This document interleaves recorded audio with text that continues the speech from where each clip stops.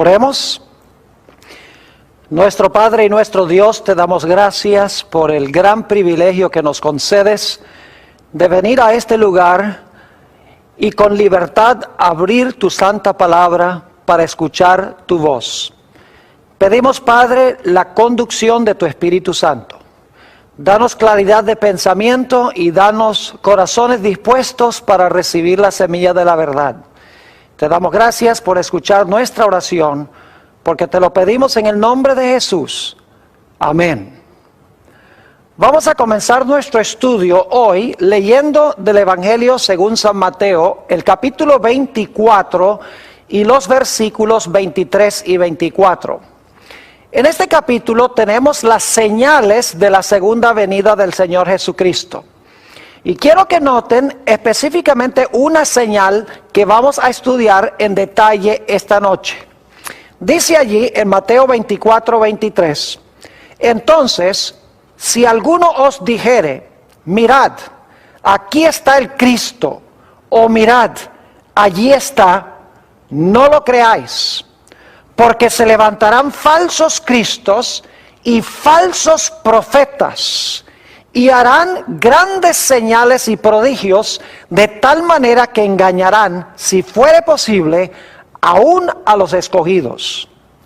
En el versículo 24 encontramos que una de las señales de los últimos días es que se van a levantar falsos profetas que van a hacer señales y milagros para engañar, si fuere posible, aún a los escogidos de Dios. Así que surge la pregunta, ¿cómo podemos nosotros distinguir entre un profeta verdadero y un profeta falso?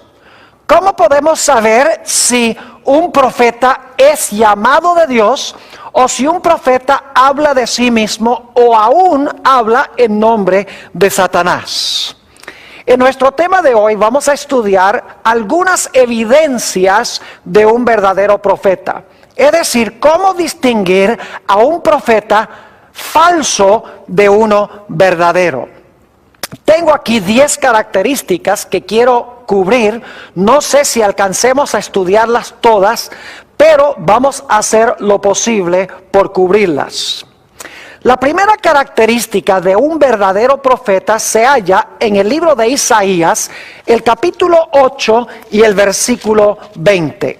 Isaías 8 y el versículo 20. Y quiero leer el versículo 19 para captar el contexto.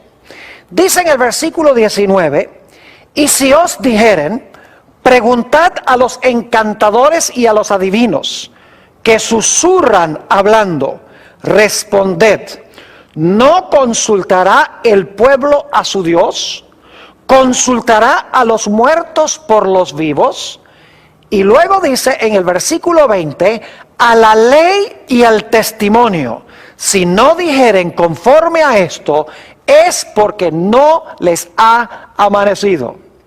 Es decir, un profeta para ser verdadero tiene que hablar en armonía con la ley y el testimonio. Ahora necesito explicarles el significado de la palabra ley y de la palabra testimonio.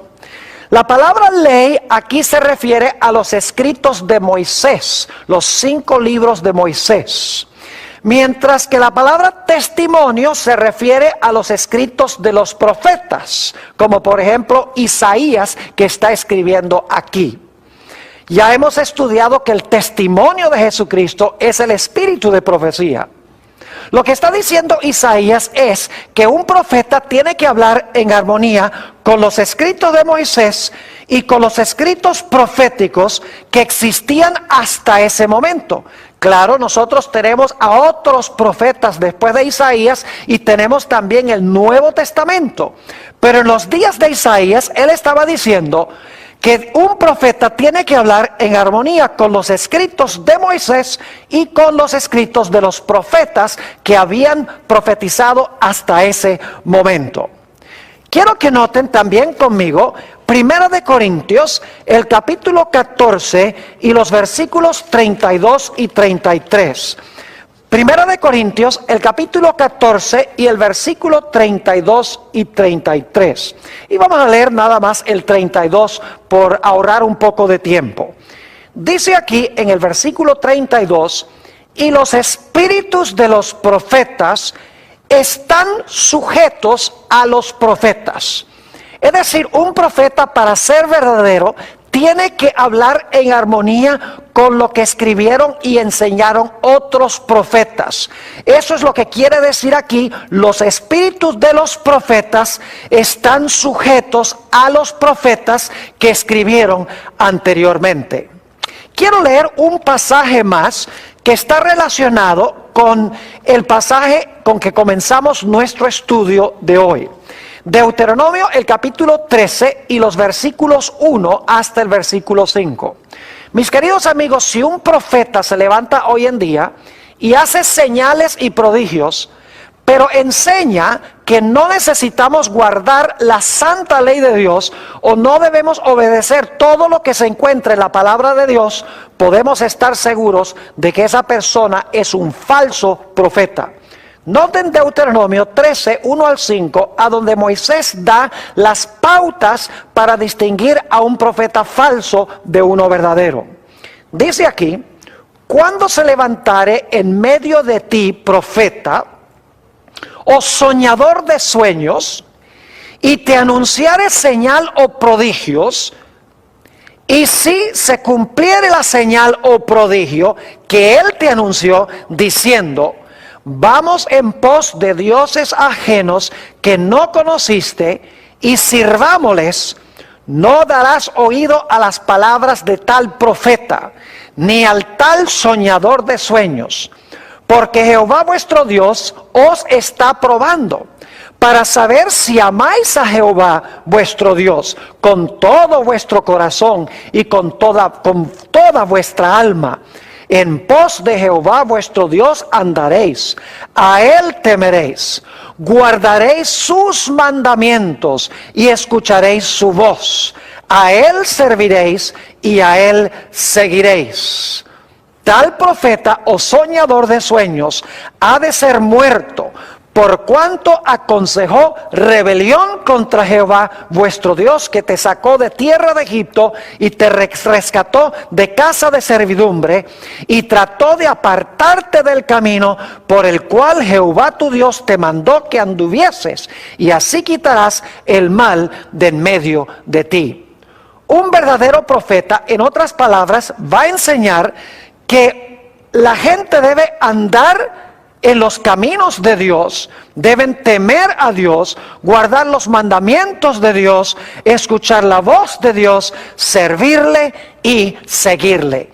Es decir, que un verdadero profeta enseñará al pueblo a obedecer todo lo que está escrito en la santa palabra de Dios. Así que la primera prueba de un verdadero profeta es examinar sus enseñanzas y sus escritos para ver si lo que enseñan está en armonía con lo que han escrito otros profetas anteriores a la ley y el testimonio. Si no hablaren conforme a esto, es porque no les ha amanecido, es decir, no tienen luz. La segunda característica de un verdadero profeta la hallamos en el Evangelio según San Mateo, el capítulo 7, y voy a leer los versículos 15 hasta el versículo 20. San Mateo, el capítulo 7 y el versículo 15. Dice allí: guardaos de los falsos profetas, que vienen a vosotros vestidos de ovejas, pero por dentro son lobos rapaces. Es decir, los falsos profetas vienen disfrazados como verdaderos profetas. ¿Cómo podemos entonces distinguir a uno verdadero de uno falso? Dice en el versículo 16: por sus frutos los conoceréis. ¿Acaso se recogen uvas de los espinos o higos de los abrojos? Así todo buen árbol da buenos frutos, pero el árbol malo da frutos malos. No puede el buen árbol dar malos frutos, ni el árbol malo dar frutos buenos. Todo árbol que no da buen fruto es cortado y echado en el fuego. Así que por sus frutos los conoceréis. Ahora, cuando la Biblia habla de frutos, está hablando del fruto del Espíritu Santo. La palabra fruto o frutos se refiere a las diferentes cualidades de Cristo que el Espíritu Santo implanta en el corazón. Ahora, ¿cuáles son algunas de estas características que debe tener un verdadero profeta si es que tiene el fruto del Espíritu? Note lo que dice en Gálatas, el capítulo 5 y el versículo 22. Gálatas 5 y el versículo 22 describe el fruto que debe tener un verdadero profeta.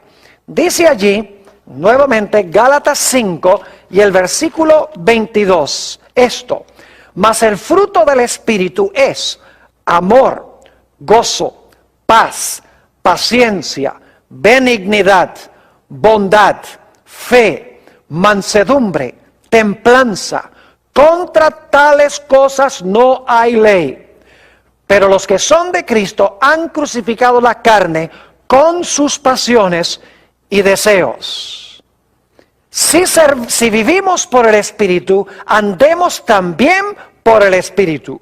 No nos hagamos vanagloriosos, irritándonos unos a otros, envidiándonos unos a otros. Es decir, un verdadero profeta manifestará en su vida mansedumbre, templanza, gozo, paz, paciencia, amor, benignidad, bondad, fe y todas las cualidades hermosas que tenía Cristo cuando caminó sobre esta tierra. Noten también lo que dice en el Evangelio según San Juan, el capítulo 15 y el versículo 8, sobre el hecho de que los discípulos o seguidores de Jesús, especialmente los profetas, deben producir el fruto del Espíritu de Dios. Dice Jesús allí: en esto es glorificado mi Padre, en que llevéis mucho fruto y seáis así mis discípulos. La segunda característica entonces es que un verdadero profeta debe manifestar en su carácter el Espíritu de Cristo. Todas estas cualidades hermosas del carácter de Jesús. Un profeta que no manifieste estas cualidades, podemos estar seguros de que no es un verdadero profeta, sino que es un falso profeta.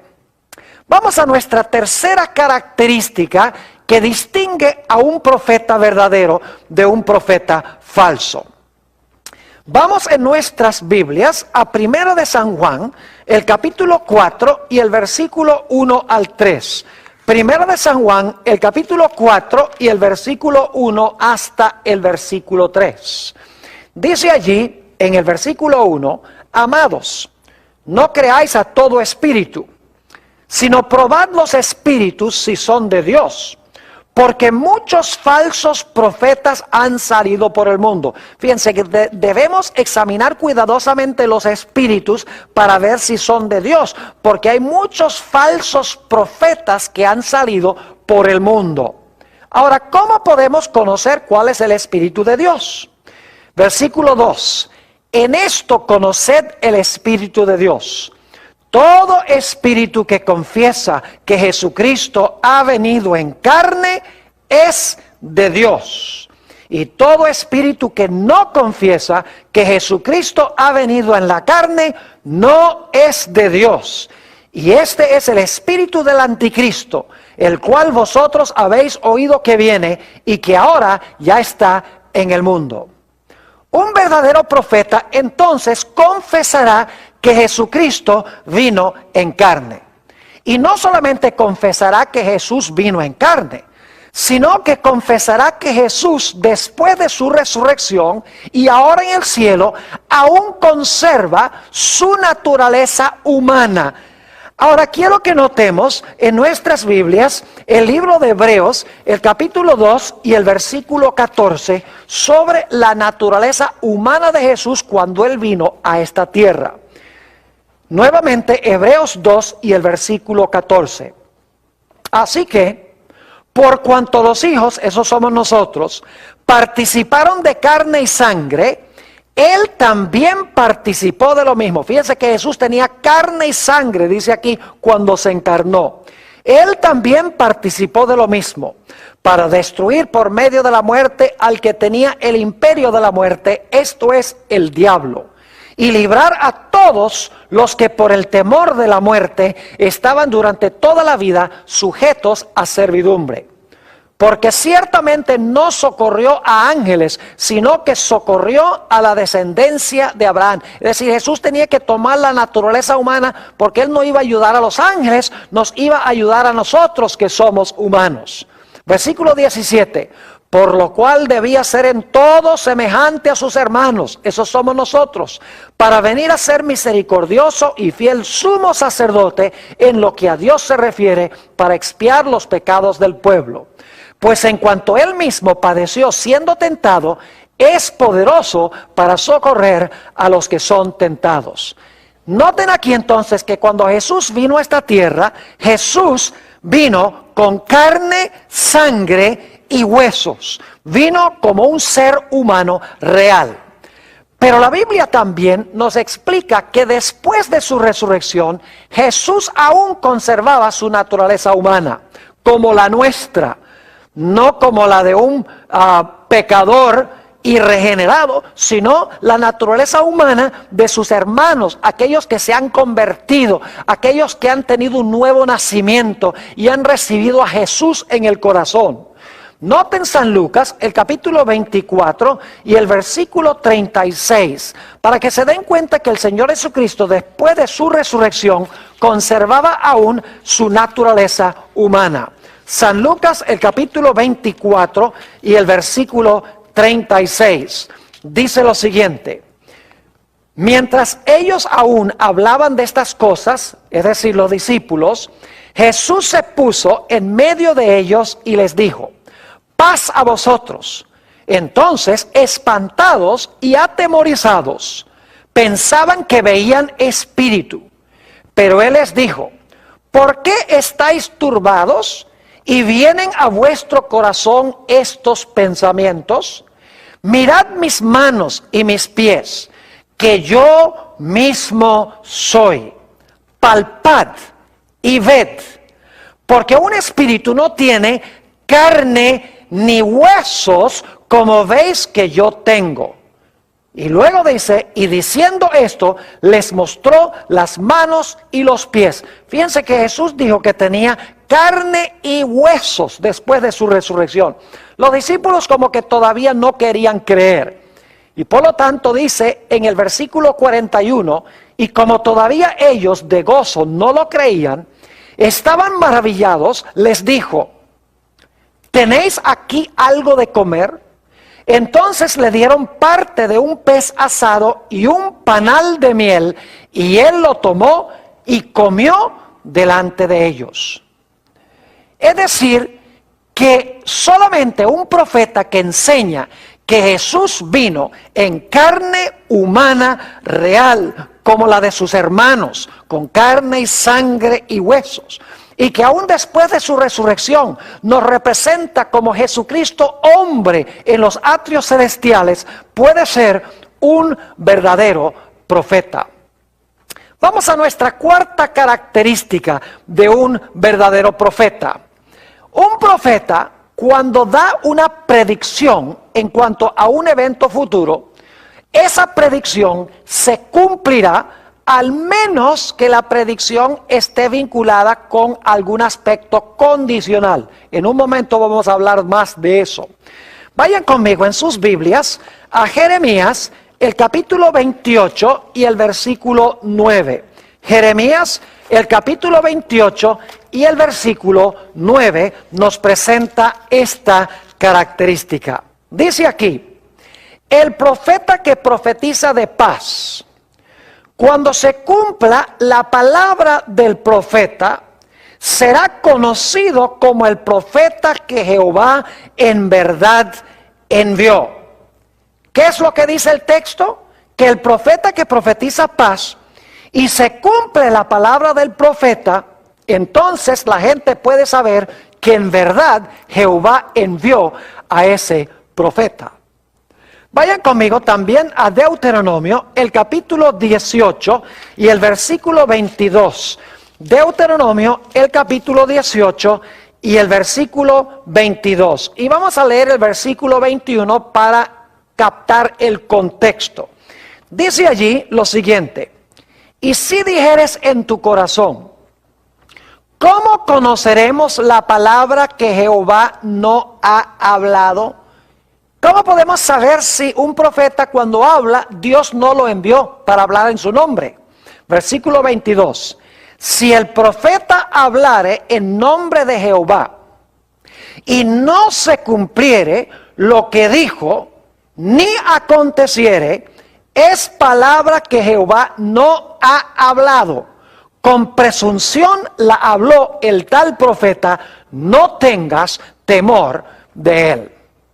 Es decir, cuando un profeta se levanta y profetiza algo en nombre de Jehová, y lo que profetizó no se cumplió, podemos saber que es un falso profeta.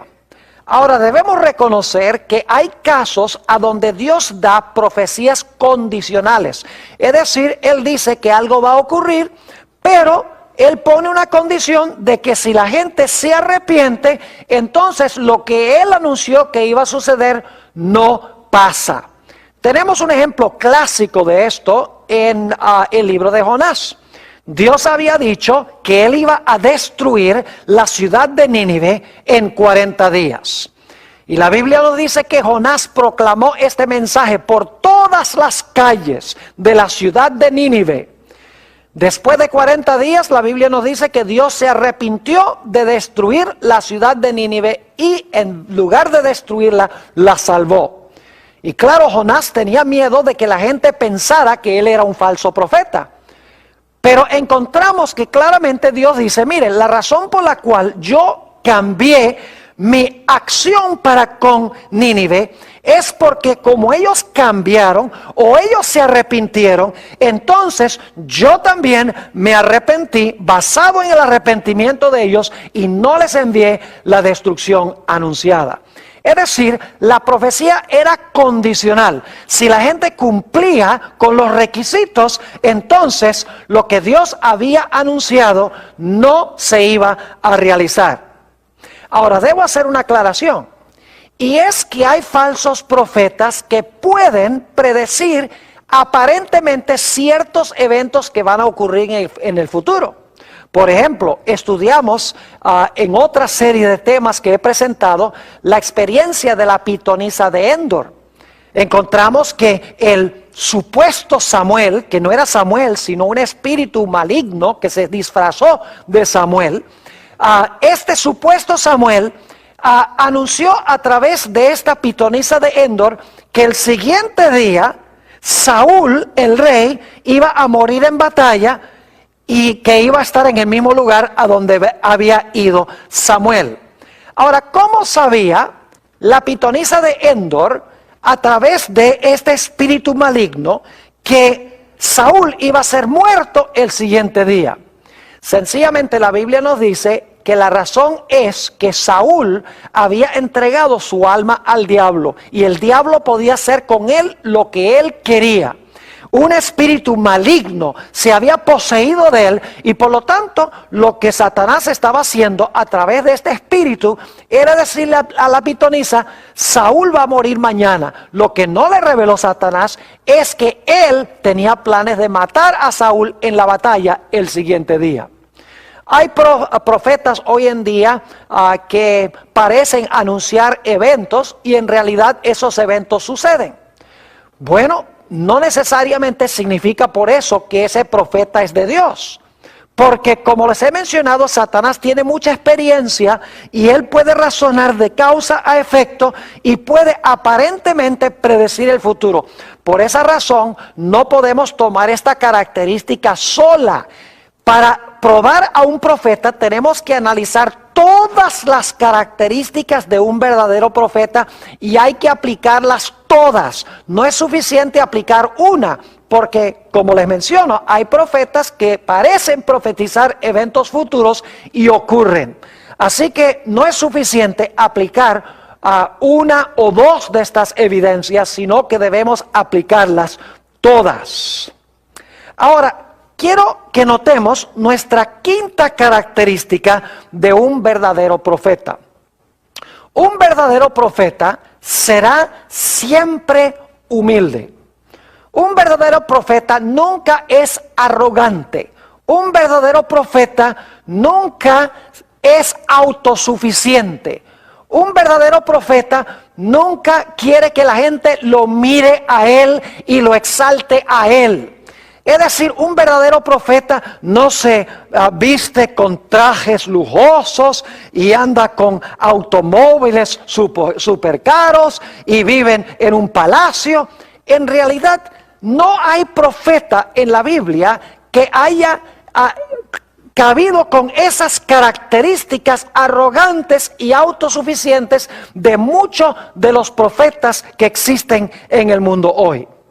Tal vez un buen ejemplo de un profeta que manifestó gran humildad lo encontramos en el caso de Juan el Bautista. Note lo que dice en el Evangelio según San Juan, el capítulo 1, San Juan el capítulo 1, y voy a leer los versículos 8 y 9. San Juan 1, 8 y 9. Está hablando aquí de Juan y dice, no era él la luz, sino para que diese testimonio de la luz. Aquella luz verdadera que alumbra a todo hombre venía a este mundo. Es decir, un verdadero profeta se esconderá detrás de Jesús, detrás del hombre del Calvario, y dirá, es necesario que Jesús crezca y es necesario que yo disminuya. Note lo que dice también en los versículos 26 hasta el versículo 29. Juan les respondió diciendo, yo bautizo con agua, mas en medio de vosotros está uno a quien vosotros no conocéis. Este es el que viene después de mí, el que es antes de mí, del cual yo no soy digno de desatar la correa de su calzado. Estas cosas sucedieron en Betabara, el otro lado del Jordán, donde Juan estaba bautizando. El siguiente día vio Juan a Jesús que venía a él y dijo, he aquí el Cordero de Dios que quita el pecado del mundo. Y en realidad Juan el Bautista luego dice, es necesario que él crezca y que yo disminuya. Yo no tengo ni siquiera la dignidad para amarrar las trenzas o los cordones de sus sandalias. Es decir, un verdadero profeta es un individuo que será humilde. ¿Cuán diferente de los profetas, de los tales llamados, digamos, profetas de hoy en día? Que andan en carros lujosos, viven en casas súper caras, que tienen mucho dinero, visten con trajes de $1,000, $2,000, están llenos de dinero, ostentan su grandeza y su autosuficiencia. Esa es una gran señal de un falso profeta. Vamos ahora a la característica número 6. Es una característica muy importante. Un verdadero profeta siempre desenmascarará y siempre reprenderá el pecado, sin temer en absoluto las consecuencias que le puedan venir. Saben ustedes, hoy en día los profetas hablan muy poco en cuanto al pecado. Los tales llamados profetas hablan muy poco en cuanto al pecado. Hoy se ha proliferado la idea del evangelio de la prosperidad. Es decir, la idea de que si tú donas dinero a cierto ministerio, si tú siembras esa semilla de dinero en cierto ministerio, entonces tú vas a prosperar, te vas a volver rico, te va a ir bien en todo, vas a tener paz y vas a tener abundancia.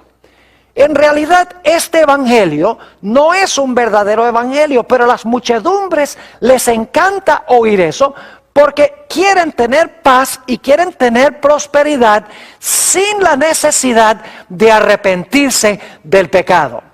Pero en la Biblia, los verdaderos profetas siempre desenmascararon el pecado, siempre reprendieron directamente el pecado. Tenemos varios ejemplos en la Biblia de profetas que estuvieron dispuestos de morir por desenmascarar y reprender el pecado. Permítame mencionarles algunos de esos profetas que anunciaban la verdad cortante de Dios sin dar vueltas y sin temer las consecuencias. Tenemos, por ejemplo, el profeta Natán. Cuando David cometió su terrible pecado de adulterio y luego mandó a matar a Urías Eteo, Dios le dijo al profeta Natán: tú debes ir al rey y debes reprender al rey abiertamente por los pecados que ha cometido.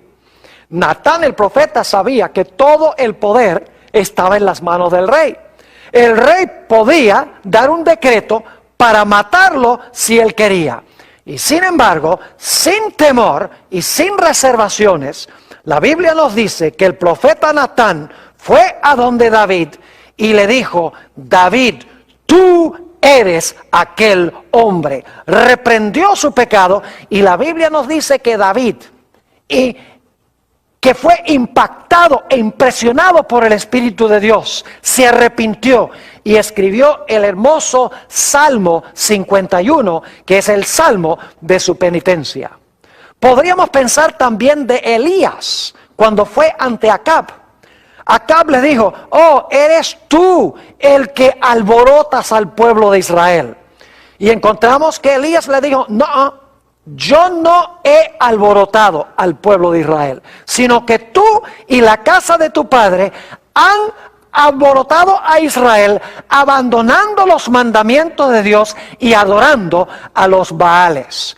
Es decir, Elías no le tenía miedo al rey. Cuando había pecado, él cantaba el pecado por su nombre. Jeremías habló claramente ante varios reyes. Y como resultado, la Biblia nos dice que Jeremías fue a parar más que una vez al calabozo. Es decir, los profetas siempre viven en destierro, huyen al desierto, no son queridos sino que son odiados, como veremos dentro de unos momentos.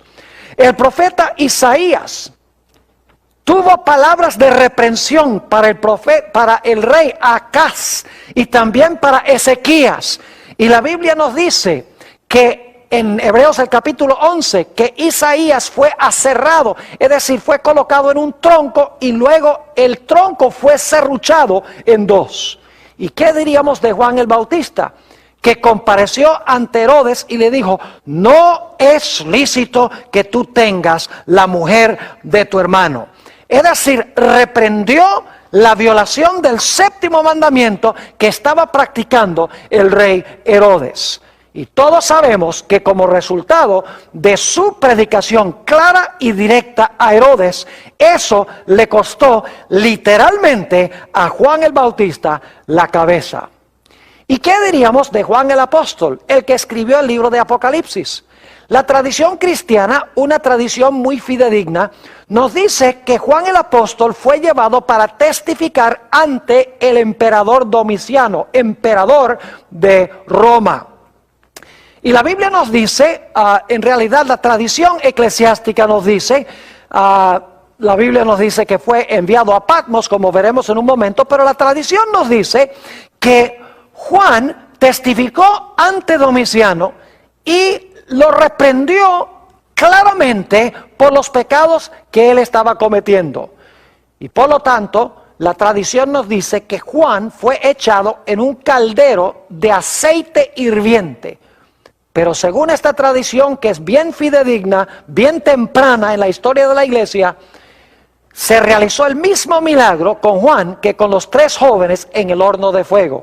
Es decir, que no fue consumido ni fue hervido Juan como resultado de estar en ese aceite. Y por lo tanto, nos dice la tradición que Domiciano desterró a Juan a la isla de Patmos. Y eso sí lo tenemos en la Biblia, porque la Biblia nos dice claramente que Juan estaba en la isla de Patmos, que era como el Alcatraz de aquella época. Era una prisión que era una isla a donde había minas de azufre. Es decir, que los verdaderos profetas presentan la verdad sin temer las consecuencias. Podríamos hablar de otros profetas como Daniel, etcétera, pero creo que tenemos suficiente evidencia hasta ahora de que los verdaderos profetas hablan la verdad de Dios, no hablan de prosperidad cuando Dios no ha declarado prosperidad. La característica número 7 que quiero tratar con ustedes es que muchas veces los profetas, cuando reciben visiones y sueños, experimentan ciertos fenómenos fisiológicos. Por ejemplo, a veces los profetas, cuando entran en visión, caen como muertos. Y nos dice en el libro de Daniel que Daniel, cuando estaba en visión, no respiraba. También en Apocalipsis 21, 9 y 10, al igual que en Apocalipsis el capítulo 17, nos dice que Juan y Daniel fueron llevados en visión a lugares lejanos, y es como si ellos estaban participando en esos eventos. En Apocalipsis 21, 9 y 10 nos dice la Biblia que Juan sintió que estaba siendo llevado a la Nueva Jerusalén, a ver la Nueva Jerusalén. En Apocalipsis 17 nos dice que Juan fue llevado a contemplar en el desierto a la gran ramera. Ahora sabemos que no eran transportados allí físicamente, pero en sus mentes eran transportados y era tan real que ellos pensaban que estaban allí.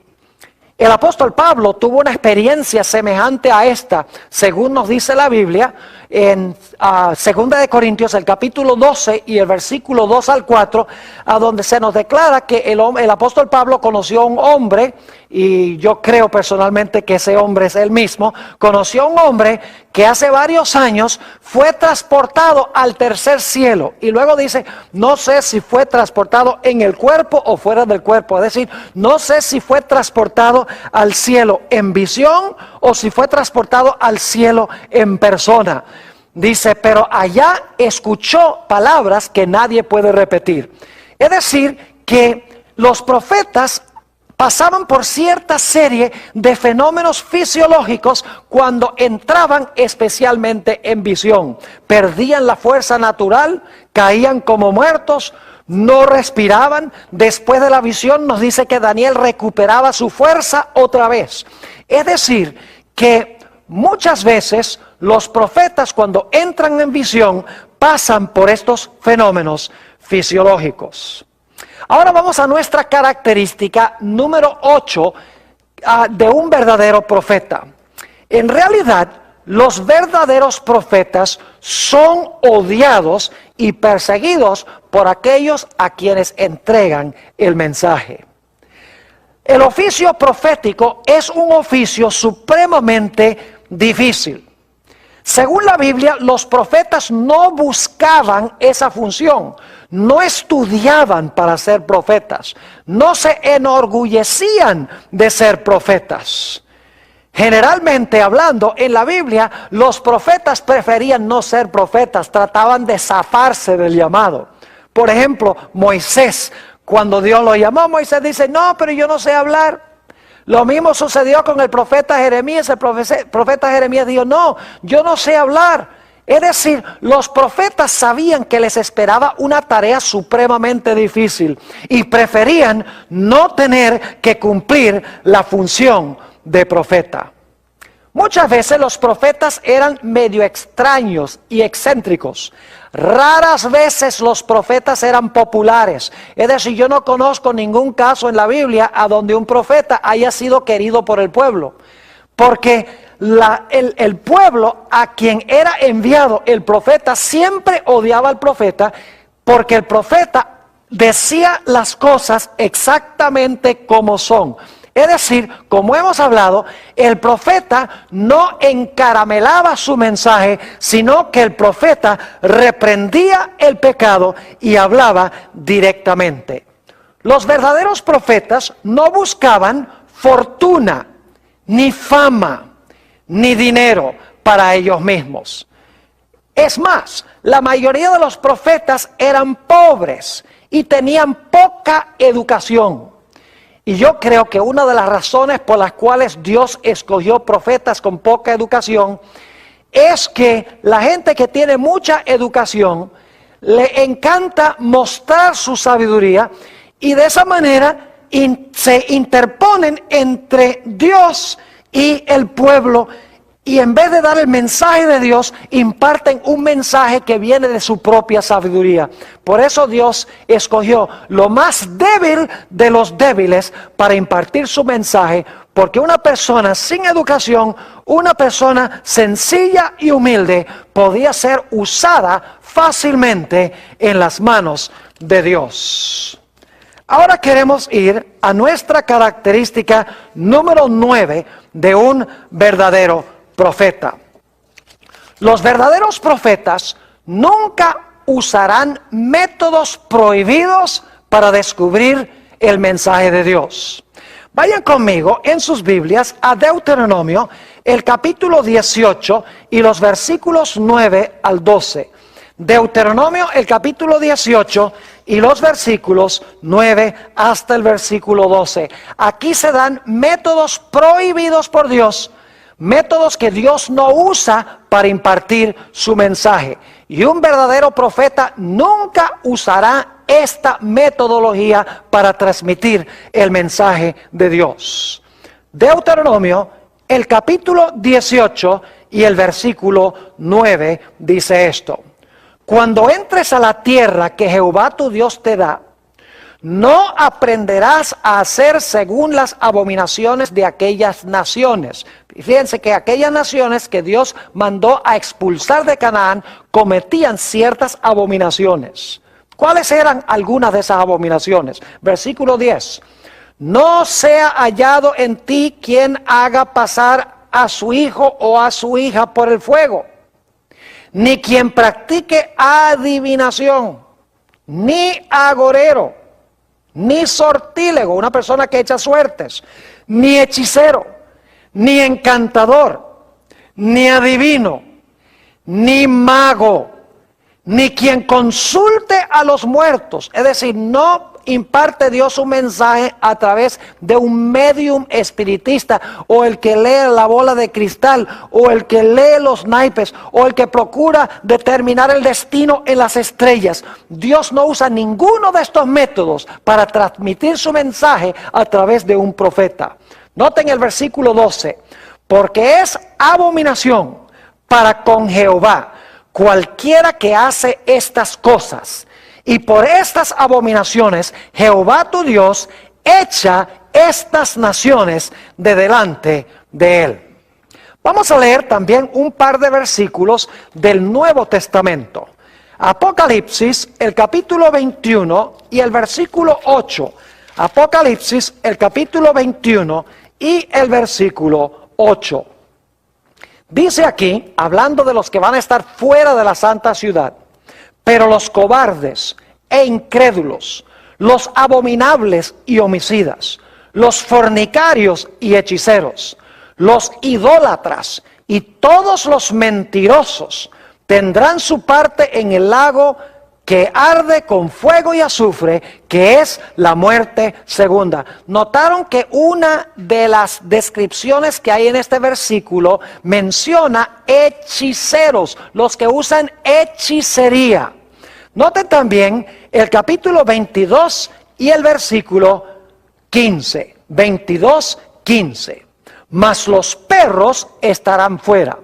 Y los hechiceros, fíjense otra vez, y los hechiceros, los fornicarios, los homicidas, los idólatras y todo aquel que ama y hace mentira. Así que fíjense que nuevamente se menciona aquí hechiceros. Mis queridos amigos, Dios prohíbe tratar de descubrir nuestro destino y nuestro futuro yendo a magos, astrólogos, adivinos, médiums, espiritistas, etc. Dios imparte su mensaje a través de profetas sin emplear estos métodos prohibidos. Vamos ahora a nuestra característica número 10 de un verdadero profeta. Dios ha levantado profetas en cada momento crítico y crucial de la historia del planeta Tierra.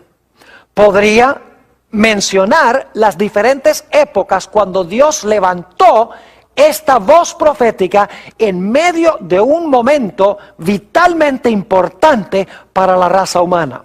Voy a mencionar esos momentos históricos crucialmente importantes.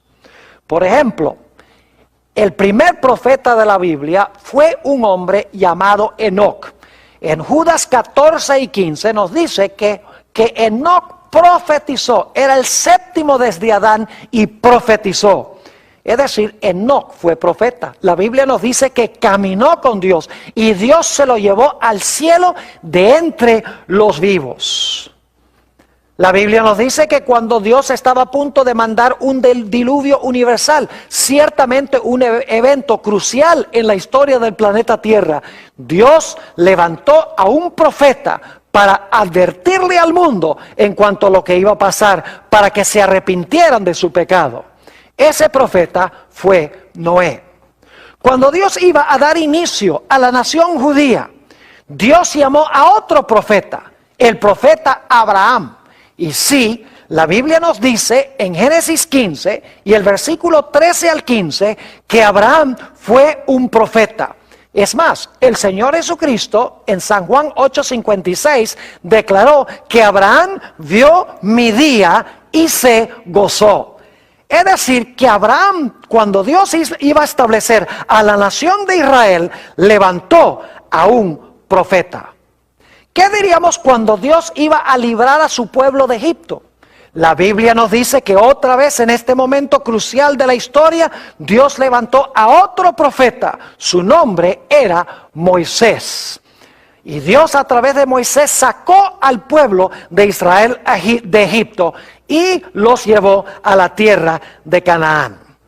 En la época de los reyes, Dios levantó a otro profeta, a David, quien escribió muchas profecías, por ejemplo, en los Salmos. En el Salmo 16 hay una profecía mesiánica hermosa donde dice que el cuerpo del Mesías no iba a haber corrupción en el sepulcro. En el Salmo 22 hay otra profecía magnífica de David donde dice: Dios mío, ¿por qué me has desamparado? Solamente para mencionarles dos profecías que encontramos de David. Es decir, cuando comenzó la época de los reyes, Dios levantó a un profeta llamado David. ¿Y qué diríamos del momento cuando el pueblo de Israel iba a ser llevado cautivo a Babilonia? La Biblia nos dice que Dios levantó a Daniel y levantó también a Jeremías inmediatamente antes del cautiverio y a Daniel durante el cautiverio.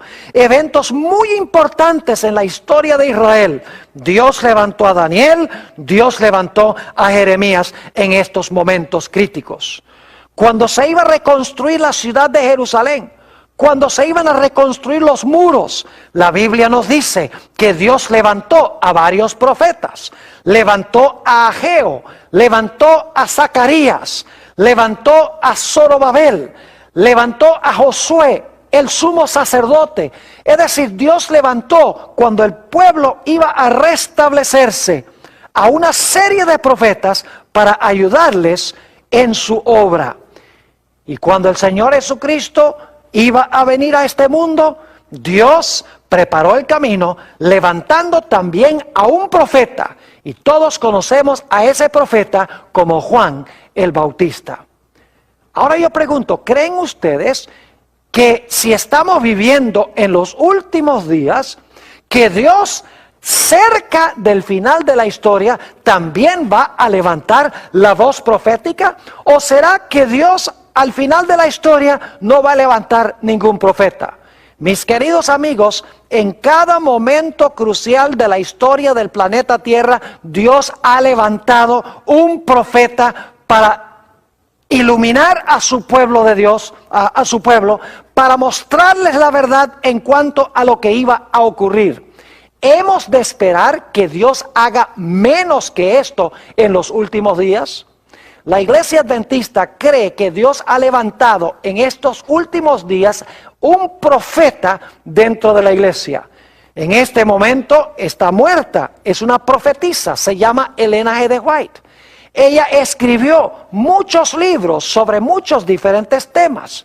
El propósito por el cual Dios la levantó es para preparar a un pueblo en todas las dimensiones para la segunda venida de Jesús. Ella habla de educación, ella habla de la obra médica, ella habla de finanzas, ella habla sobre profecías, eventos del fin. Habla de todas las dimensiones de la vida cristiana y cómo podemos nosotros complacer a Dios y preparar un carácter donde podamos decir, he aquí, este es nuestro Dios, le hemos esperado y Él nos salvará. Ahora, algunas personas dicen, bueno, Pastor Bor, pero el asunto es que Elena G. de White fue una mujer. ¿Acaso una mujer puede ser profeta según la Biblia? Claro que sí. Déjeme mencionarles los nombres de varias mujeres que fueron profetas de Dios. Tenemos a María, la hermana de Moisés. Tenemos a Débora, que fue profetisa y además de eso fue juez. Tenemos a Hulda, la profeta, que se levantó en los días del rey Josías para guiarlo en su gran reforma que trajo al pueblo de Israel. Tenemos otros profetas menos conocidos, como Ido, por ejemplo. Tenemos las 4 hermanas de Felipe. Tenemos a Ana también. Es decir, en la Biblia hay muchas mujeres que fueron profetisas usadas por Dios. Así que el hecho de que Elena G. de White haya sido una mujer no tiene ninguna trascendencia. Pero alguno dirá, Pastor Bor, ¿será que hubo profetas cuyos escritos no formaron parte de la Sagrada Escritura? Porque la señora White escribió muchos libros, pero ninguno de sus libros es parte de la Biblia. ¿Será que había otros profetas que hablaron en nombre del Señor y que sus libros o sus escritos no fueron incluidos en la Sagrada Escritura? Claro que sí. La Biblia menciona a varios de estos. Por ejemplo, Natán fue profeta. No hay ningún libro de la Biblia que tenga el nombre de Natán. Elías fue un gran profeta. No hay ningún libro en la Biblia que tenga el nombre de Elías. Eliseo fue un profeta muy importante. Tampoco hay un libro en la Biblia que lleve el nombre de Eliseo. Tenemos también a Juan el Bautista, que Jesús dijo era el mayor de todos los profetas. Y sin embargo, no hay ningún libro en la Biblia que lleve el nombre de Juan el Bautista. Podríamos seguir mencionando a Abraham y otros cuyos nombres se mencionan en la Biblia, pero que nunca escribieron un libro que es parte del canon bíblico. Es decir, para que un profeta sea verdadero, no es necesario que haya escrito un libro que se encuentra en la Sagrada Escritura. Quiero concluir leyendo un versículo que encontramos en el libro de los Proverbios, el capítulo 29 y el versículo 18. Proverbios, el capítulo 29 y el versículo 18. Aquí dice lo siguiente: donde no hay visión, el pueblo se disipa. Donde no hay visión, el pueblo ¿qué? El pueblo se disipa. Y debo decirles que en la versión del 60 se traduce un poquito diferente. Dice, sin profecía, el pueblo se desenfrena. En realidad la palabra hebrea significa se escurre, se desparrama, se desune. Es decir, donde no hay visión, el pueblo se desparrama o se desune. Pero luego dice en la última parte del versículo, mas el que guarda la ley es bienaventurado. Fíjense que la visión que Dios da al profeta tiene que ver con la obediencia a la santa ley de Dios. Porque dice, si no hay profecía, el pueblo se escurre o se desune. Pero luego dice, más, es decir, pero el que guarda la ley es bienaventurado.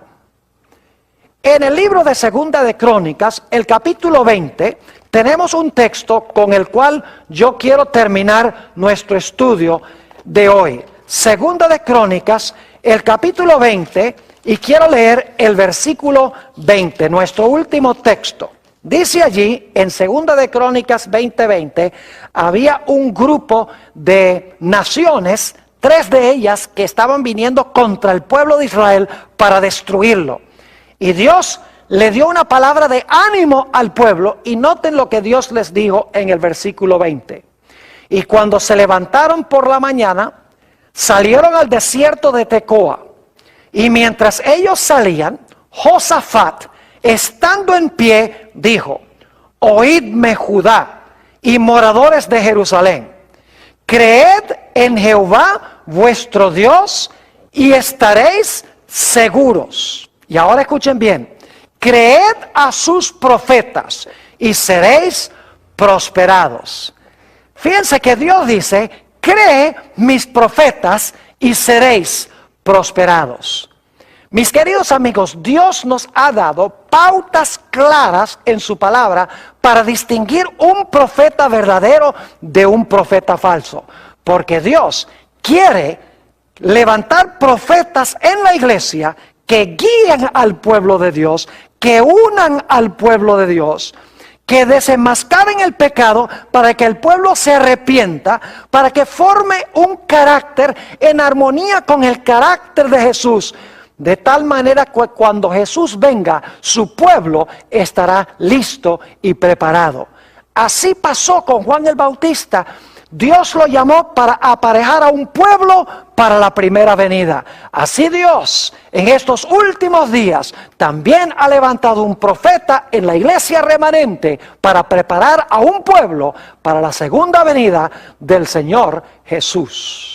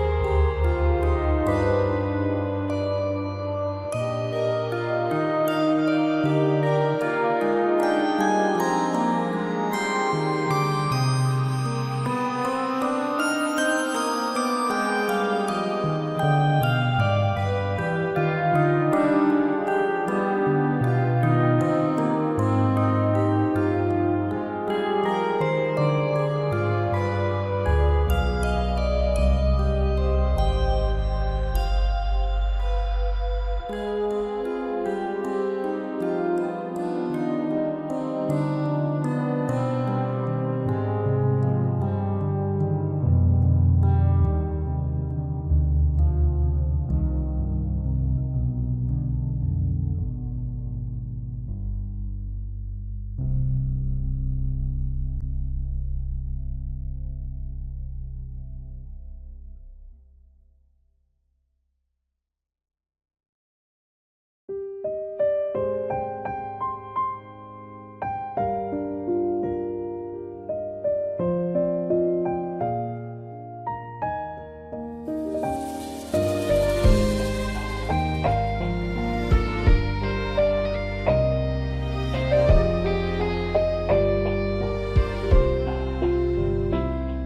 tình cảm khó nói phải không em?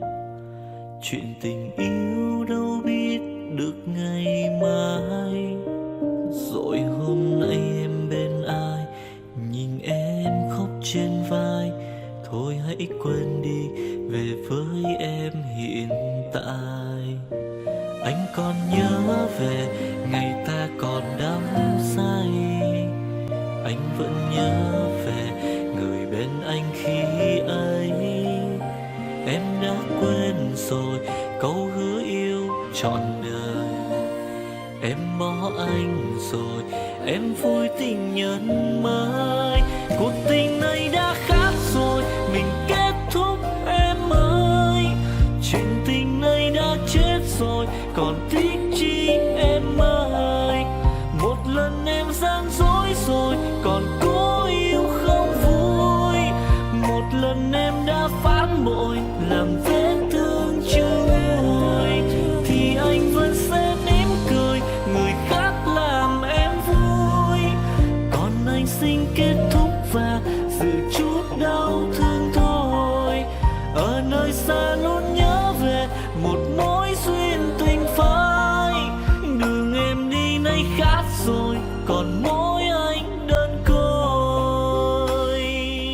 Đường em đi nay đã khác rồi, còn riêng anh mãi đứng đơn côi.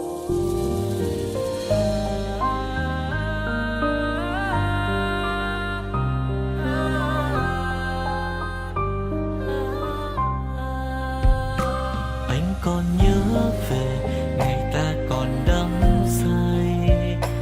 Anh vẫn nhớ về người bên anh khi ấy. Em đã quên rồi câu hứa yêu trọn đời.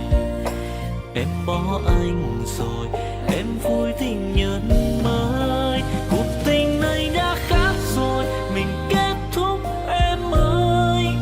Chuyện tình này đã chết rồi, còn tiếc chi em ơi. Một lần em gian dối rồi, còn cố yêu không vui. Một lần em đã phản bội, làm vết thương chưa nguôi.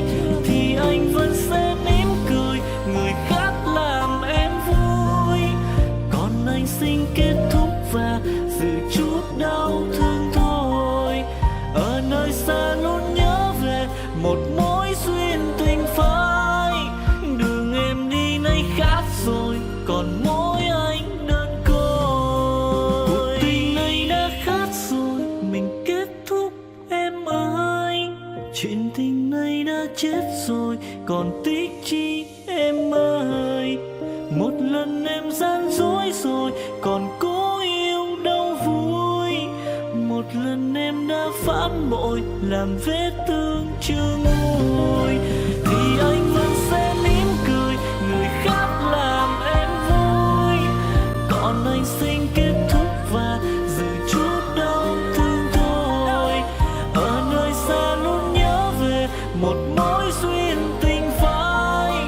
Đường em đi nay khác rồi, còn mỗi anh đơn côi. Ở nơi xa luôn nhớ về một mối duyên tình phai. Đường em đi nay khác rồi, còn